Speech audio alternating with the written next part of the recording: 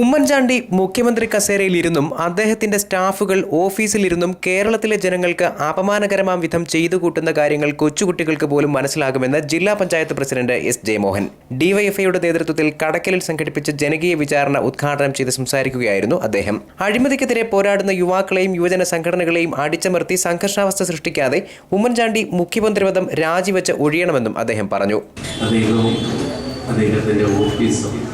അദ്ദേഹത്തെ അനുഗമിക്കുന്ന അനുചരന്മാരുമെല്ലാം ചേർന്ന് നടത്തിയ കേരളത്തിലെ 3.25 കോടി ആളുകൾക്കും അവമാനം വരുത്തി വയ്ക്കുന്ന തരത്തിലൊരു പ്രവൃത്തി അദ്ദേഹത്തിൻ്റെ നേതൃത്വത്തിൽ നടത്തി എന്നുള്ളതിനെ സംബന്ധിച്ച് ഏതൊരു കുഞ്ഞു കുട്ടിക്കും വളരെ വ്യക്തമായി മനസ്സിലാക്കാൻ കഴിയുന്ന സ്ഥിതിയിലാണ്. അപ്പോൾ പിന്നെ ഉമ്മൻചാണ്ടി എന്താ ചെയ്യേണ്ടത്?